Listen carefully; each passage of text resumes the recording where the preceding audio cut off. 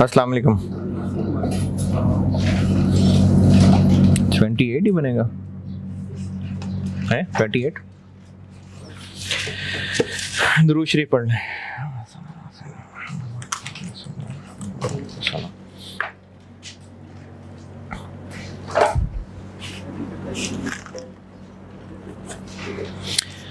एक सवाल मैंने होमवर्क दिया था, ऑटम 17।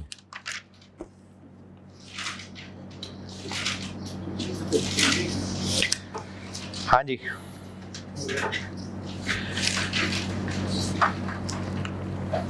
अगर किया कोई मुश्किल परेशानी, OAR निकालना था, उससे अप्लाइड आ जाएगा और एक्चुअल ओवरहेड्स को बांटना है सेकेंडरी अपॉर्शनमेंट और अंडर ओवर अप्लाइड निकल आएगा।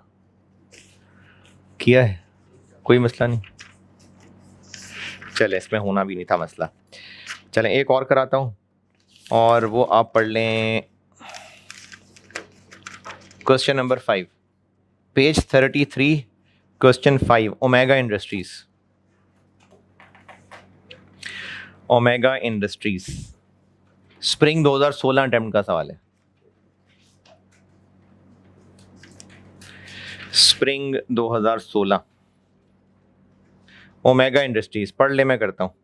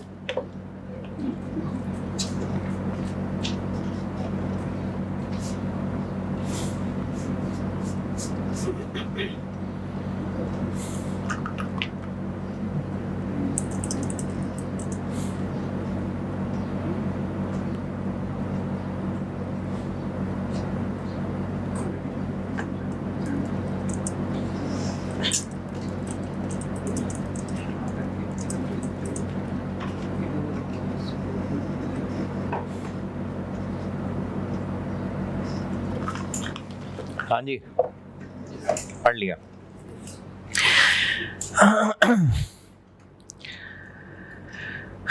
Part A, compute product wise actual overheads. अच्छा, एक से ज़्यादा प्रोडक्ट्स हैं ना, तो ये वो मल्टीपल डिपार्टमेंट्स और मल्टीपल प्रोडक्ट्स वाला सवाल आ गया। तो अब हमने प्रोडक्ट वाइज एक्चुअल ओवरहेड्स को बांटना है। और पार्ट बी एंट्रीज पूछी हैं, वो एंट्रीज तो मैंने नहीं बताई अभी, लेकिन अंडर ओवर अप्लाइड करना है कैलकुलेट। तो अगर OAR हर प्रोडक्ट का अलग अलग है तो अंडर ओवर अप्लाइड भी अलग अलग प्रोडक्ट का ही होगा। तो पहले पार्ट ए कर लेते हैं जिसमें एक्चुअल ओवरहेड्स को बांटना है। स्प्रिंग 16। अच्छा, अब एक्चुअल ओवरहेड्स को बांटना है प्रोडक्ट वाइज। तो अगर ये प्रोडक्ट वाइज OAR निकालने का सवाल होता तो बजटेड डाटा बांट रहे होते। अब एक्चुअल डाटा बांटने को कहा है तो बस एक्चुअल डाटा बांट रहे होंगे। काम वही है, यानी पहले सारे खर्चे बांट के पीडीज में लाने और उसके बाद उन पीडीज को अल्फा बीटा में बांटना है। तो पहले वही प्रोडक्ट डिपार्टमेंट्स वाला काम कर लेते हैं। अंग्रेजी बेसिस पार्ट ए और टोटल और क्या क्या है, फैब्रिकेशन है, फिनिशिंग है, क्वालिटी कंट्रोल है और लॉजिस्टिक है। और रुपीज़ हैं, 1000 है, मिलियन है, क्या है, 1000 है। हाँ जी, सबसे पहले इनडायरेक्ट लेबर। तो इनडायरेक्ट लेबर तो मेरा ख्याल है दिया हुआ है शायद, है ना, इनडायरेक्ट लेबर दिया हुआ है। फैब्रिकेशन में 1500, फिनिशिंग में 1200, 500, 400 और टोटल हो गया 3600। इसके बाद फैक्ट्री रेंट।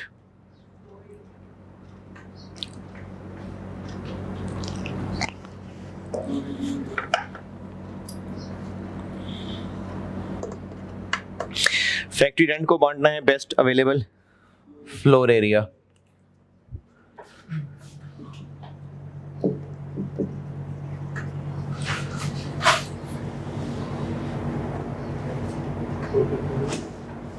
जी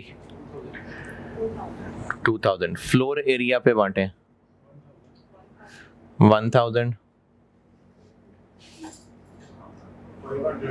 500,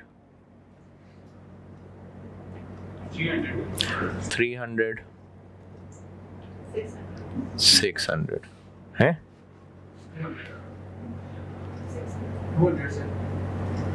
क्या हो गया, ये बाकी ठीक है, 200, 1532, ठीक है।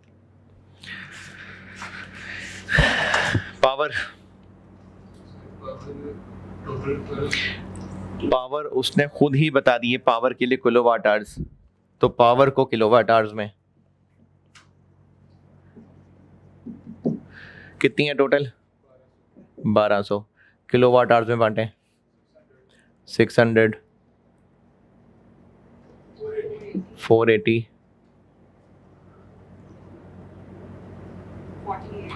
48,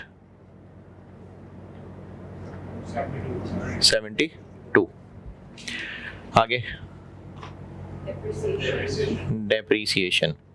अच्छा, डेप्रीसिएशन के लिए अवेलेबल में से बेस्ट क्या है, कॉस्ट ऑफ प्लांट। प्लांट की cost, total depreciation 9000। Cost of plant की रेशियो में बांटें,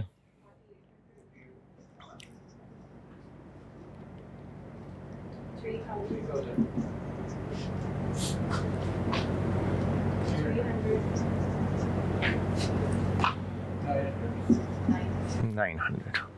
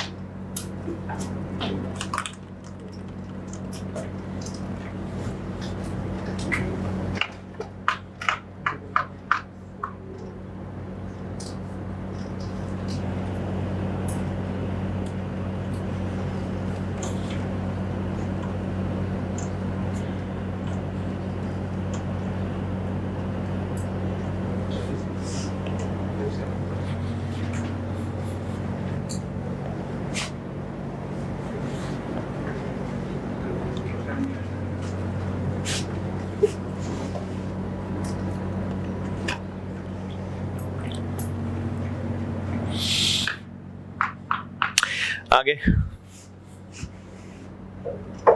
बस ये हो गई प्राइमरी अपॉर्चनमेंट 7900 5180 1148 1572। सेकेंडरी अपॉर्चनमेंट के लिए परसेंटेज बताई हुई है। तो सेकेंडरी अपॉर्चनमेंट, अच्छा अब ये सेकेंडरी अपॉर्चनमेंट जो है ये क्या है, one way two way? One way है। तो पहले किसको बांट लें? जो ज़्यादा को सर्विस दे रहा है, यानी लॉजिस्टिक। तो लॉजिस्टिक को बांट लेते हैं 60 35 5। तो लॉजिस्टिक से खाली कर लेते हैं 15 72, कितना 943 550 79। और फिर बांट लेते हैं क्वालिटी कंट्रोल को, कितना 40 60।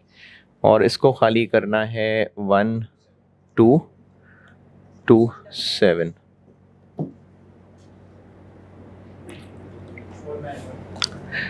491 736।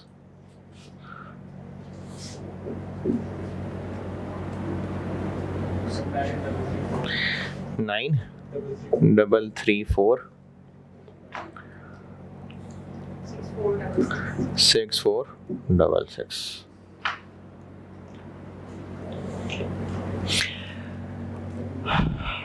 ये आ गए अब सब दोनों पीडीज में, लेकिन रिक्वायर्ड है अल्फा बीटा में।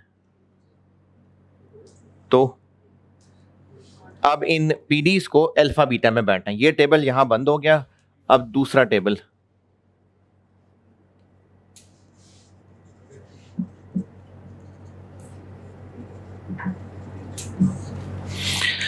अब हमने बांटना है फैब्रिकेशन को 9334। अल्फा बीटा में कितना कितना बांटना है, इसमें इन्होंने इसी टेबल के अंदर बताया हुआ है। देखें अब सवाल में ना कोई तो लिंक बताएगा ना जिससे पीडी का ए और बी से लिंक बने। तो वो उसने कहा है कि फैब्रिकेशन में जितना काम हुआ है उसमें से 70% काम अल्फा के लिए हुआ है, 30% काम बीटा के लिए हुआ है। तो ये किस लिए बताया कि फैब्रिकेशन को 70-30 बांट दें। तो फैब्रिकेशन को 70-30 बांट देते हैं। 6534 2800। और फिर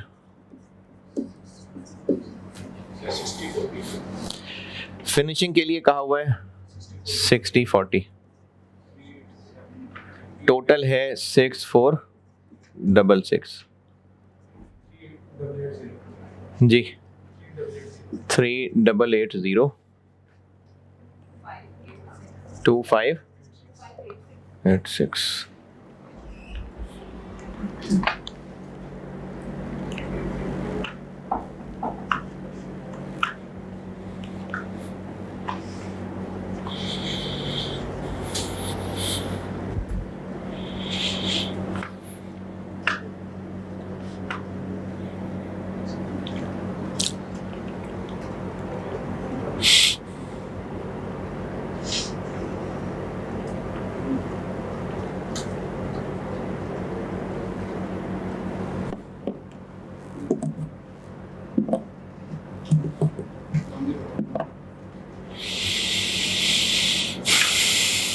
और बस रिक्वायरमेंट ये हो गई पूरी। 10414 और 5 लें जी, ये पार्ट ए था। 538। चलो मेरा डायलॉग अब भी भैया, लें जी ये पार्ट ए था।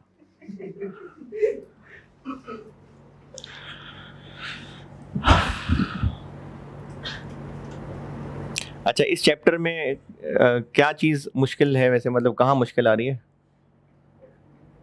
या नहीं? बस ये ऐसे ही है, इतना ही है, ख़त्म हो गया। हाँ जो ऐसे ही है, बांटते जाएं ऐसे ही है। Part B. अच्छा, पार्ट बी में मांगी तो एंट्रीज हैं, वो मैं अभी लिख देता हूँ, लेकिन अगर एंट्री वाली बात को छोड़ दें तो कैलकुलेट करना है under over applied.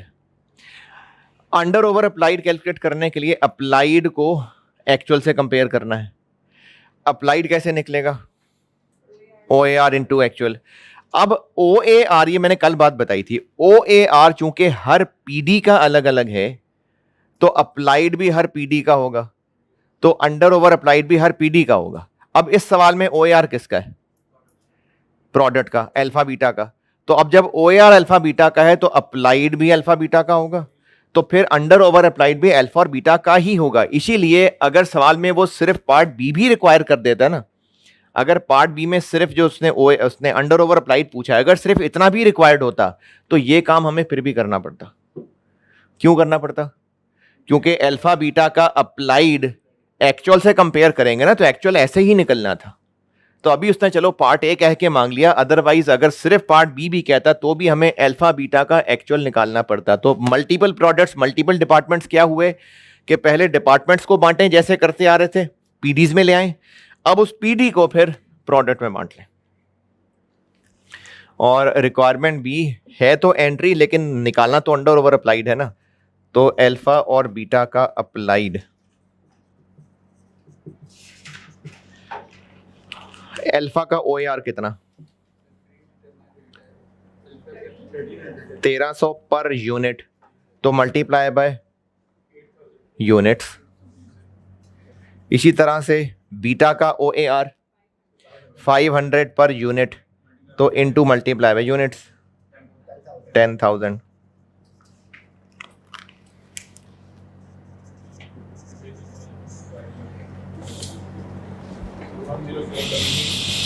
One zero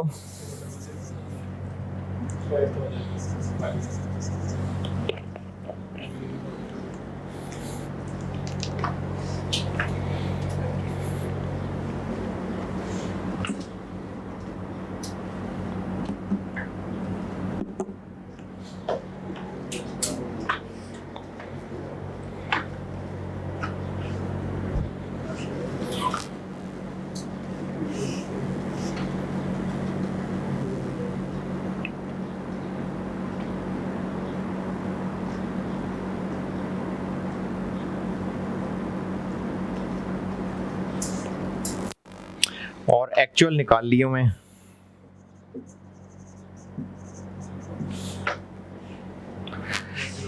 दस 414 और 5386, तो दोनों ही अंडर अप्लाइड है।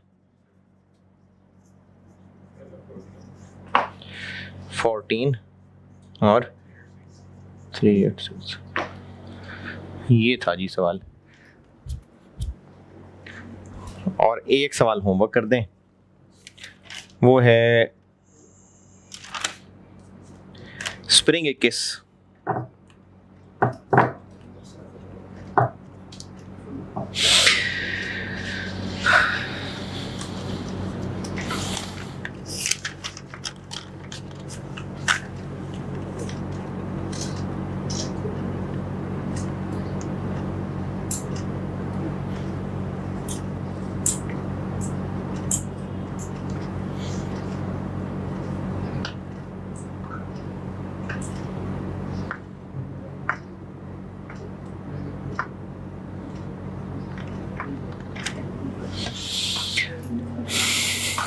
स्प्रिंग 21 होमवर्क कर दीजिएगा। स्प्रिंग 21 ब्राइट लिमिटेड, पेज 32 पे क्वेश्चन नंबर 3, ब्राइट लिमिटेड। ये क्वेश्चन होमवर्क कर देंगे तो मेहरबानी आपकी।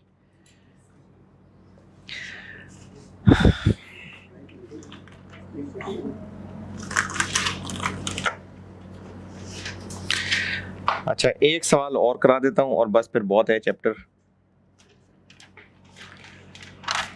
अब आप पढ़ लें पेज 34, पेज 34, क्वेश्चन नंबर 8, जायका लिमिटेड। जायका लिमिटेड, ये ऑटम 2013 का सवाल था।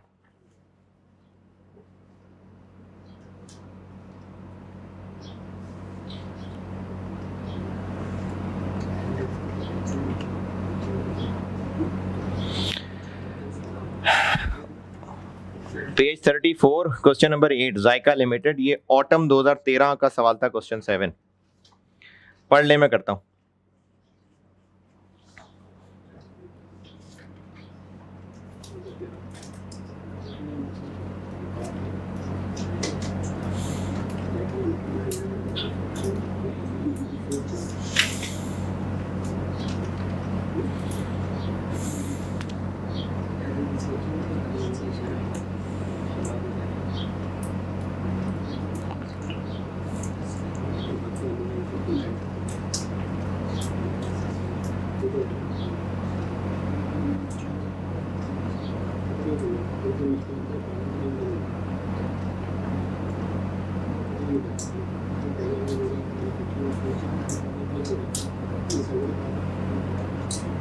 सवाल पढ़ने को कहा है यार, सवाल तो पढ़ लो। सारा सवाल पढ़ लिया?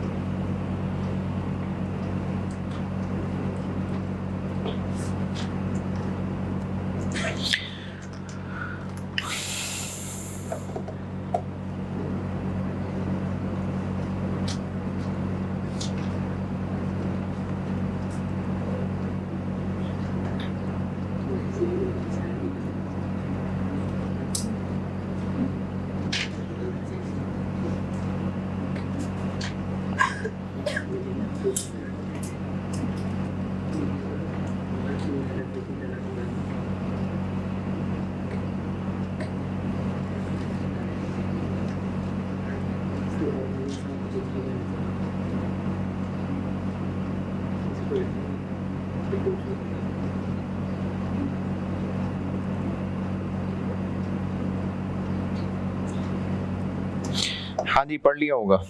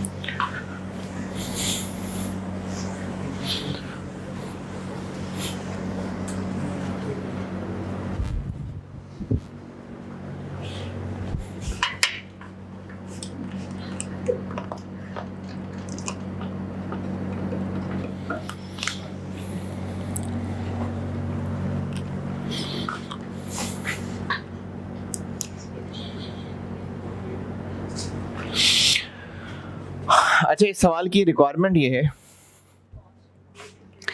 कि कॉस्ट ऑफ ईच कार्टन, अच्छा कार्टन कहां से आ गया बीच में,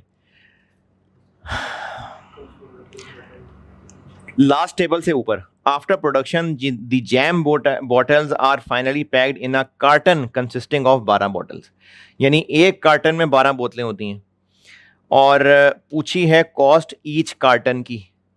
तो अगर हम ईच बॉटल की कॉस्ट निकाल लें तो 12 से मल्टीप्लाई कर लें, ठीक है।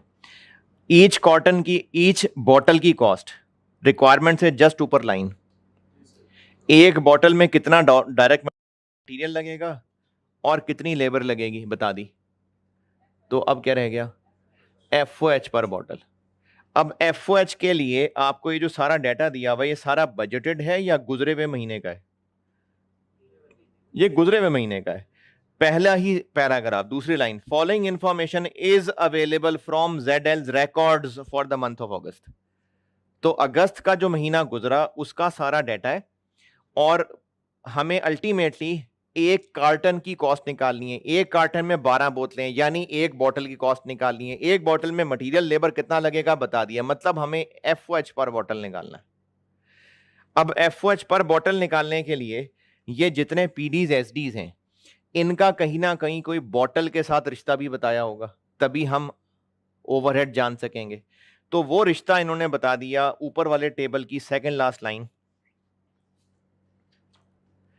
अच्छा, ये जो मैं सवाल कर रहा हूं ना, ये इस चैप्टर का वन ऑफ इट्स काइंड सवाल था, इसलिए आपको ये बिल्कुल लग सकता है कि हमें कैसे पता चलेगा, तो नहीं पता चलेगा, बता रहा हूं, वही समझा रहा हूं। अब इस सवाल में 12 बॉटल्स हैं एक कार्टन में, ये पता चल रहा है।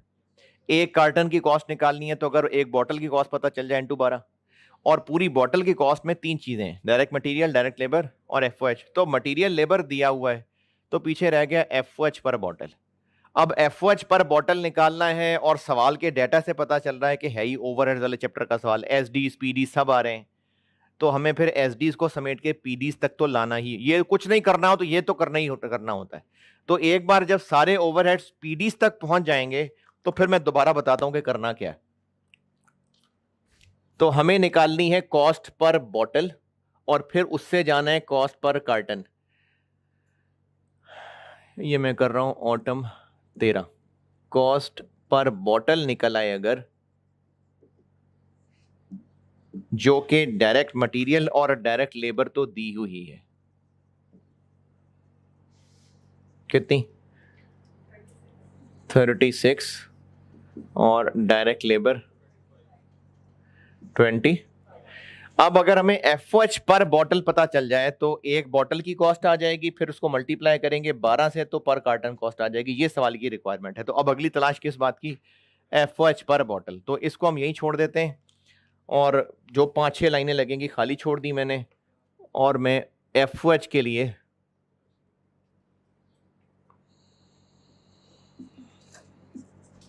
PDs क्या क्या है,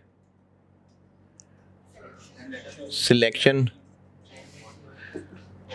जैम मेकिंग, बॉटलिंग, स्टोर और डिस्ट्रीब्यूशन। अच्छा, अब ये देखें, मैंने ना बहुत पहले बताया था कि अगर स्टोर फैक्ट्री में होता तो उसका एक अलग डिपार्टमेंट होता, तो ये है ना अलग डिपार्टमेंट स्टोर।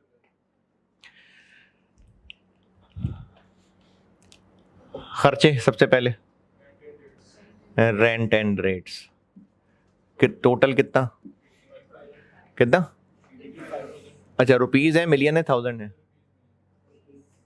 रुपीज है जी। पहला क्या है, रेंट कितना 80, तो रेंट को किस बेस पे बांटे, अवेलेबल में से बेस्ट, फ्लोर एरिया।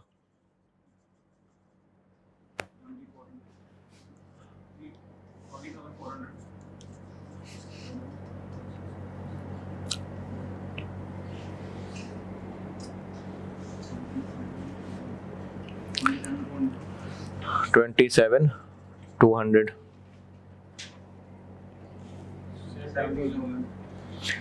17,000, 13,600, 6,800।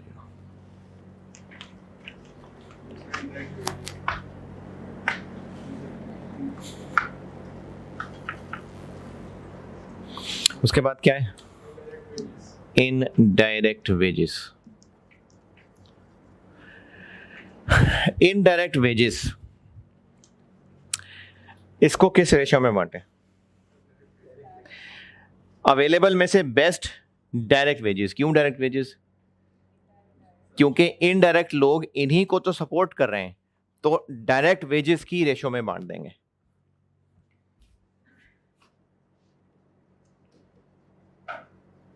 टोटल कितनी है इनडायरेक्ट? 60,000। तो डायरेक्ट वेजेस की रेशियो में बांटे तो 18,000, 24,000, 9600, कितना? 2400, 6000।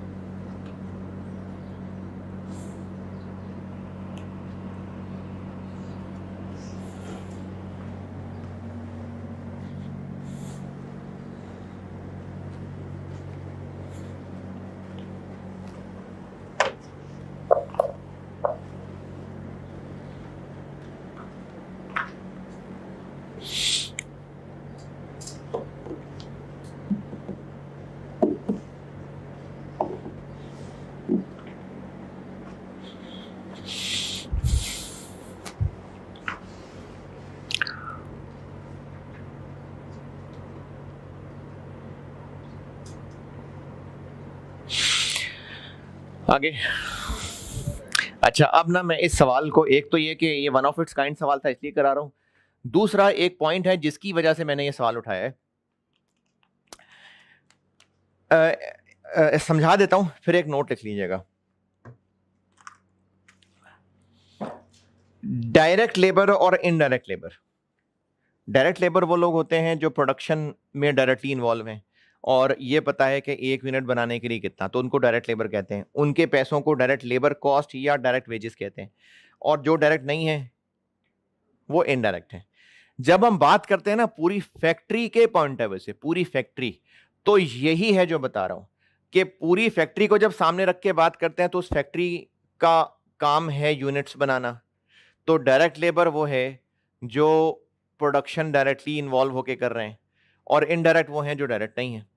लेकिन सिर्फ for the sake of discussion एमी बस इसको हम पूरी फैक्ट्री से हटा के और कामों पे भी लगा सकते हैं। जैसे इस कॉलेज में फैक्ट्री तो नहीं है ना, ये तो सर्विस प्रोवाइडर है, फिर भी अगर हम बात करें कि डायरेक्ट लेबर कौन है तो हम हैं, और इनडायरेक्ट जो बाकी सारा स्टाफ है, ये कैमरामैन, पियंस, रिसेप्शन में भाई सारे से, क्योंकि सारे सपोर्ट कर रहे हैं ना, वो सब इनडायरेक्ट। अब यहां यूनिट्स नहीं बन रहे, लेकिन सिर्फ बताने का मकसद क्या था कि जो काम यहां हो रहा है उसमें डायरेक्टली कौन एंगेज्ड है? टीचर्स, बाकी सब उनकी सपोर्ट है। इसी तरह स्टोर के अंदर जो वर्कर्स हैं वो क्या काम कर रहे होंगे? स्टोर वाले वर्कर्स, मतलब अगर उनके फिजिकल एक्शन सोचें तो क्या कर रहे होंगे? चीजें उठा के इधर उधर रख रहे होंगे, और जब उनको आवाज लगाते होंगे फलानी चीज दे दो तो निकाल के दे, यानी वो चीजें उठा के रख रहे हैं और संभाल के वापस संभाल कर रहे हैं और दे रहे हैं। अब इनमें अगर सिर्फ इस स्टोर के काम के हिसाब से पूछा जाए कि इनमें डायरेक्ट लोग और इनडायरेक्ट लोग कौन है, तो इनमें डायरेक्ट लोग कौन होंगे? जो सामान उठा के रख और ला रहे होंगे। और इनडायरेक्ट कौन होंगे? जो कह रहे होंगे, इनके सुपरवाइजर हो सकते हैं, इनका रिकॉर्ड रखने वाले हो सकते हैं। इसी तरह अगर कोई रिपेयर मेंटेनेंस का डिपार्टमेंट है तो वहां पर मेन काम है मशीनों वगैरह की रिपेयर करना। डायरेक्ट वर्कर कौन होंगे? जो वहां के मैकेनिक्स हैं। और इनडायरेक्ट कौन होंगे? उनके हेल्पर्स हो सकते हैं, उनके सुपरवाइजर हो सकते हैं। तो फैक्ट्री की अगर बात करें ना, फैक्ट्री, तो पूरी फैक्ट्री में चूंकि प्रोडक्शन ही मेन काम है, तो फैक्ट्री के एतबार से डायरेक्ट इनडायरेक्ट वही है जो अब तक पता था। लेकिन सिर्फ इस सवाल में एक ऐसा पॉइंट आ गया जो फिर मैं आपको नोट भी लिखवा देता हूं आपको स्टोर्स डिपार्टमेंट और डिस्ट्रीब्यूशन डिपार्टमेंट में भी डायरेक्ट वेजेस लिखी नजर आ रही हैं। देखें सवाल में, अगले टेबल में डायरेक्ट वेजेस आपको स्टोर्स और डिस्ट्रीब्यूशन में भी नजर आ रही हैं। तो अब ये डायरेक्ट वेजेस इनमें क्यों हैं? प्रोडक्शन तो इनमें नहीं हो रही है। तो ये सिर्फ इसलिए है कि सवाल बनाने वाले ने एक फजूल हरकत ये की कि यहां पर उसने डायरेक्ट इनडायरेक्ट की तमीज उस डिपार्टमेंट के पॉइंट ऑफ व्यू से कर दी। यानी स्टोर में डायरेक्ट लोग कौन होंगे? जो सामान उठा कर रख रहे होंगे। डिस्ट्रीब्यूशन में भी वही लोग होंगे, और इनडायरेक्ट होंगे उनके हेल्पर्स। तो इसलिए ये उस डिपार्टमेंट की हद तक तो चलो उसने जो करना थी हरकत कर दी, डायरेक्ट इनडायरेक्ट बांट दिए, लेकिन हम सवाल उस डिपार्टमेंट का कर रहे हैं कि पूरी फैक्ट्री का कर रहे हैं। तो इतनी सारी लंबी कहानी अगर कख भी समझ नहीं आया तो कंक्लूजन ये है कि बेशक किसी एसडी में डायरेक्ट लेबर कॉस्ट ही क्यों ना मिल जाए, फैक्ट्री के पॉइंट ऑफ व्यू से वो एफओएच ही है। दोबारा, अगर किसी एसडी के अंदर डायरेक्ट लेबर कॉस्ट लिखी नजर आ जाए तो नहीं आनी चाहिए थी, क्योंकि वहां प्रोडक्शन थोड़ी हो रही होती है। लेकिन फिर भी अगर उन्होंने लिख दी है तो शायद वो ये कहना चाह रहे थे कि उस डिपार्टमेंट में जो काम हो रहा था वो कौन डायरेक्ट और इनडायरेक्ट कर रहे थे। तो उस डिपार्टमेंट की हद तक तो चलो ठीक है डायरेक्ट इनडायरेक्ट, लेकिन हम सवाल क्या सॉल्व कर रहे हैं? हम तो प्रोडक्ट की कॉस्ट निकाल रहे हैं। तो सवाल सॉल्व करते हुए प्रोडक्ट की कॉस्ट निकालते हुए तो डायरेक्ट लेबर वही होगा जो असल में डायरेक्ट लेबर है। तो इन सारी कहानी का वैसे अगर सुनना चाहें तो रिवाइंड करके 5 मिनट की कहानी बार बार सुन लेना, तो यूट्यूब पे ये। लेकिन कंक्लूजन ये है कि अगर आपको एसडी के अंदर कोई डायरेक्ट लेबर कॉस्ट भी लिखी मिल जाए, डायरेक्ट वेजेस, तो एफओएच का सवाल करते हुए वो है एफओएच ही। अगर किसी एसडी में डायरेक्ट वेजेस भी मिल जाए तो वो डायरेक्ट वेजेस क्यों आई होंगी वो मैंने आपको वजह बता दी। हो सकता है उसने उस डिपार्टमेंट के कॉन्टेक्स्ट में डायरेक्ट एंड इनडायरेक्ट तोड़ा हो, लेकिन सवाल चूंकि पूरी फैक्ट्री को सामने रख के हो रहा होगा, तो पूरी फैक्ट्री की नजर से जब देखेंगे तो एसडी का हर खर्चा एफओएच ही होता है। एफओएच वाले चैप्टर में अगर एसडी के अंदर कोई अगर आपको डायरेक्ट वेजेस मिल भी गई तो नजर का धोखा होगा, ये पूरी फैक्ट्री पॉइंट ऑफ व्यू से वो एफओएच ही काउंट होगा। एफओएच के सवाल में अगर किसी एसडी के कॉलम में डायरेक्ट वेजेस लिखी मिल जाएं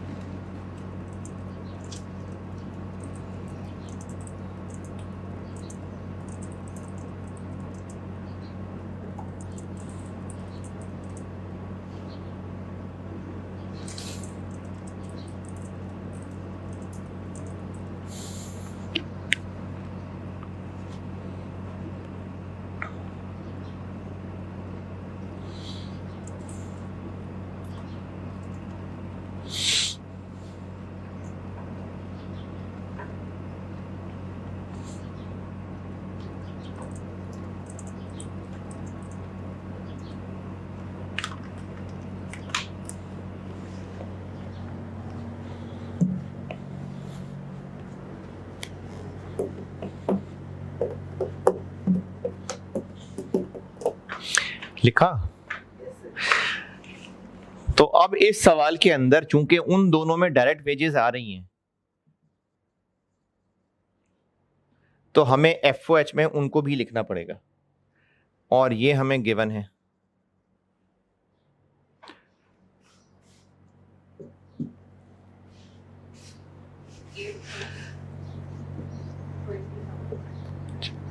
ये क्या किया अभी मैंने, ये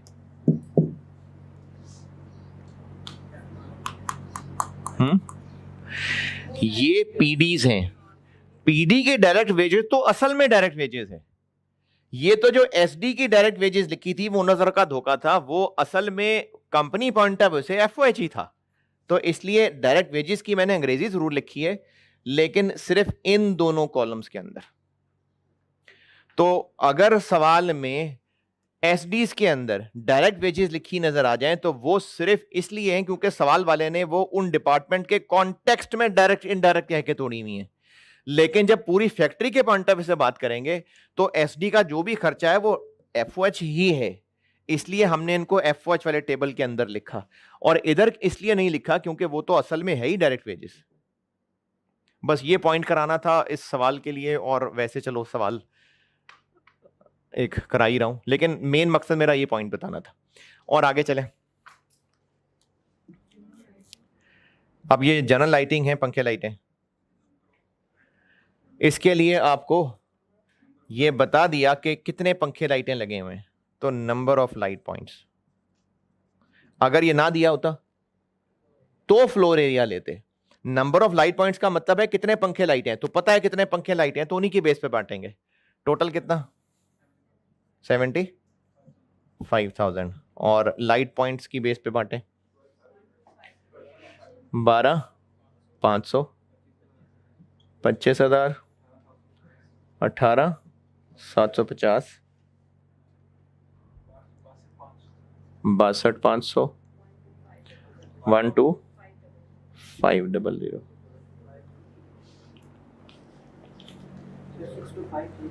किधर? 62, 50 है। हाँ हाँ हाँ 50। इसके बाद पावर।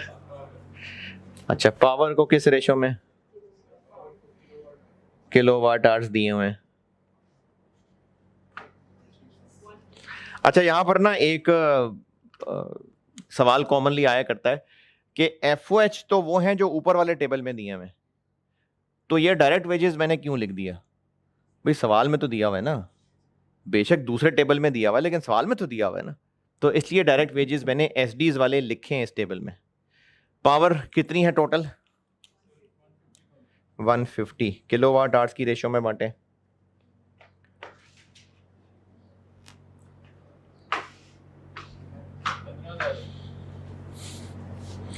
$15,000, 90,000, 30,000 और 15,000 और नहीं।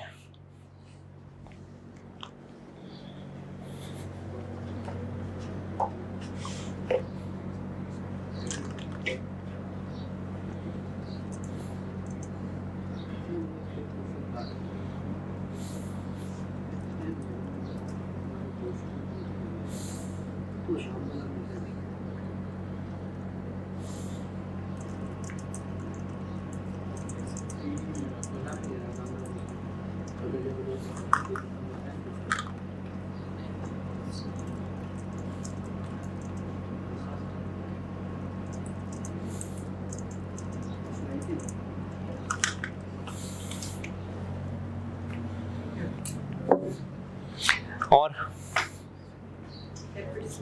डेप्रिसिएशन के लिए कॉस्ट ऑफ मशीनरी। हाँ जी, टोटल कितनी? 50,000, 10,000, 20,000, 15,000, 5,000 और बस।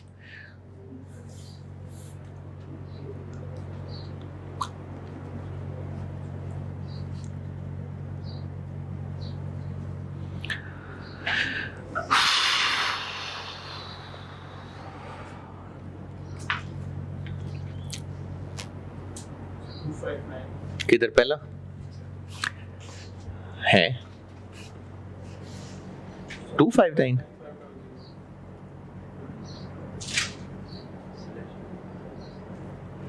$20,000, 18,000, 12,000, 15,000, 10,000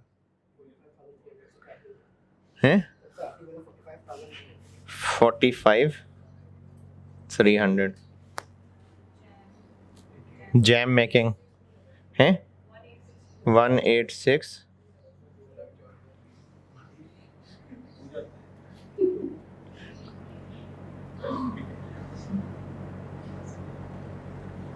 50 to 50 second last 75900। कौन सा स्टोर? कितना? 50 to 50 5025 50250 90350। Secondary apportionment one way two way? One way. तो पहले किसको बांटें? स्टोरेज को। स्टोरेज को बांट दें कितना कितना? 10 30 40 20। तो स्टोरेज से निकाल लेते हैं 50 250 और यहाँ आ जाएगा 5025।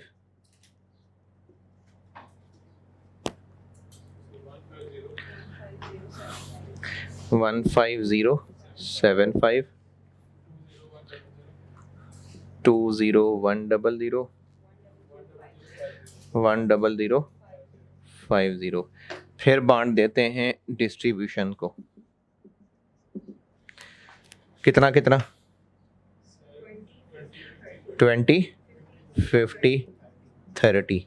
और यहाँ से कितना आउट करना है? 55350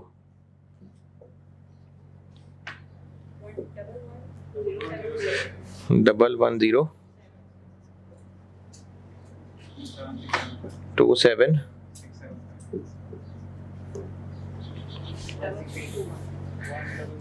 33 हैं 16605।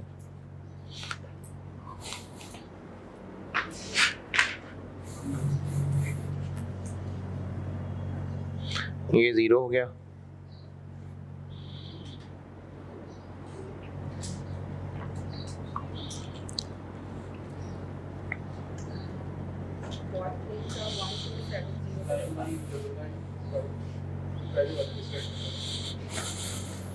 कितना? 91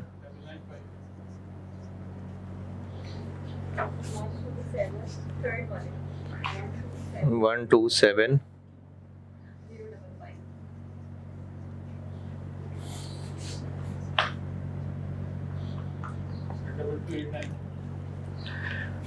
228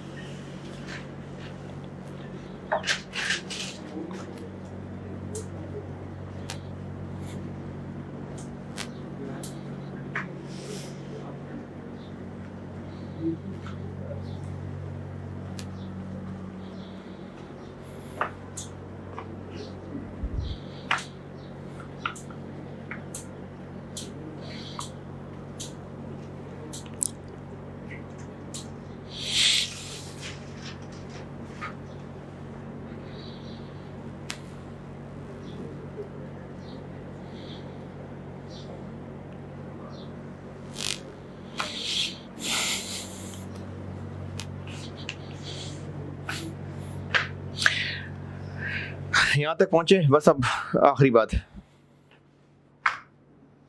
यहाँ तक।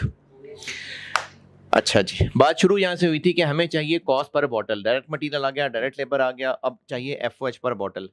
तो अभी तक हम ये तो कर पाए हैं कि एसडी से हम सिमट के पीडीज तक आ गए हैं, लेकिन अब यहाँ से पर बॉटल कैसे बने? तो इन पीडीज का बॉटल से कहीं ना कहीं कोई रास्ता, कोई लिंक होगा। हाँ अच्छा, ओएआर कहना तो इसलिए मुनासिब नहीं है क्योंकि बजटेड डाटा नहीं है, इसलिए ओएआर नहीं कहना। आपको बॉटल्स का और पीडीज का रिश्ता एक जगह से पता चल रहा है, वो है दूसरे टेबल का second last point, labour hours per bottle. तो अगर हम किसी तरह से ओवरहेड्स पर लेबर आवर निकाल लें, ओवरहेड्स पर लेबर आवर, तो वहां से पर बॉटल तक पहुंच सकते हैं। और पर लेबर आवर कैसे निकालें, उसी से ऊपर वाली लाइन। तो हर पीडी के आवर्स पता चल गए, तो अगर हम उसको 8 से डिवाइड कर लें तो ओवरहेड पर लेबर आवर आ जाएगा और आगे उनको पर बॉटल तक पहुंचा सकते हैं। ये जो निकलेगा ये ओएआर होगा। नहीं, ओएआर नहीं होगा। क्यों ओएआर नहीं होगा? क्योंकि कोई बजटेड डाटा थोड़ी है। हम सिर्फ असल में हम चाह ये रहे हैं कि इस पीडी के ओवरहेड्स को हम किसी तरह पर बॉटल तक ले आएं। तो पर बॉटल तक लाने का सीधा रास्ता नहीं है, एक थोड़ा सा टेढ़ा रास्ता ये है कि हमें यह पता है कि हर पीडी में टोटल आवर्स कितने लगे, तो उनसे डिवाइड कर दें तो पर आवर बन जाएगा और वहां से पर बॉटल तक पहुंच सकते हैं। जैसे इसी के नीचे चल रहा हूं मैं, इसी के नीचे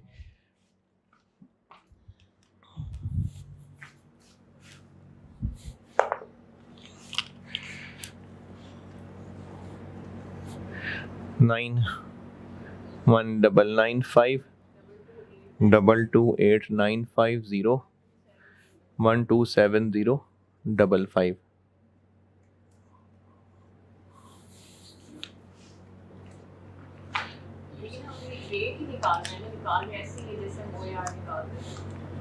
हाँ, कैलकुलेशन की बात करें तो ओएआर जैसा ही है, लेकिन इसको हम ओएआर नहीं कहेंगे।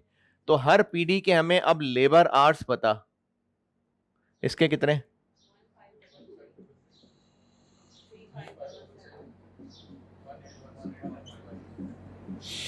तो यहां से हमारे पास ओवरहेड पर आर आ जाएंगे 60.60 6470। अब हमें हर पीडी का ओवरहेड पर लेबर आवर पता चल गया, लेकिन हमें तो पर बॉटल चाहिए।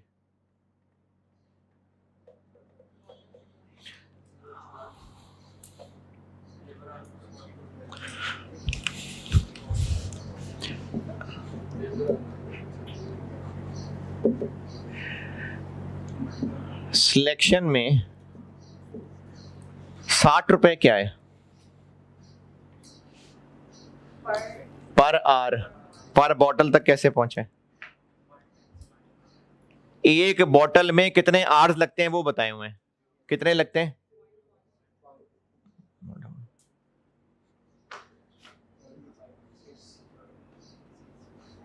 इसी तरह जैम मेकिंग में ये 74 क्या है, 64 पर आर, पर बॉटल तक कैसे पहुंचे? 0.25 से मल्टीप्लाई कर दे। और बॉटलिंग में 70 क्या है पर आर,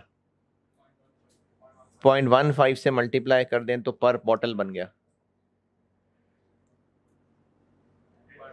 10.5। तो ये आ गया कॉस्ट पर बॉटल। नहीं यार, ये ऊपर भी है, कितना 0.5, लेकिन पूछा था कॉस्ट पर कार्टन।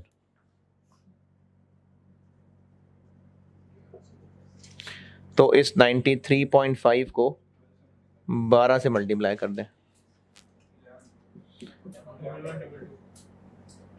ये था सवाल। और ओवरहेड वाला चैप्टर खत्म।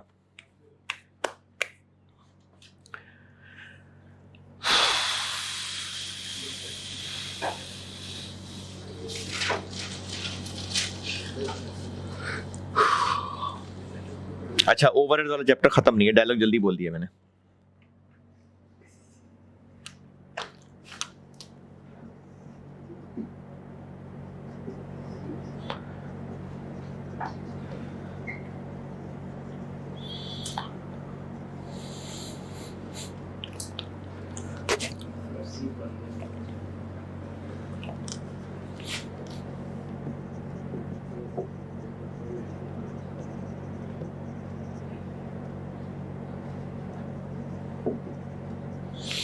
ये आगे जब मैं डबल एंट्रीज पढ़ाऊंगा ना तब देख लेंगे।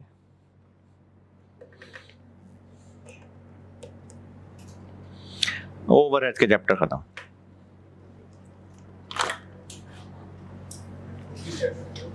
है जी, ये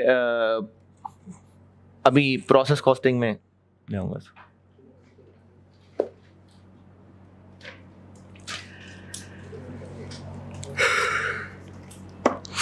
चले जी, अगले लेक्चर में फिर अब अगला चैप्टर फड़का देते हैं। ठीक।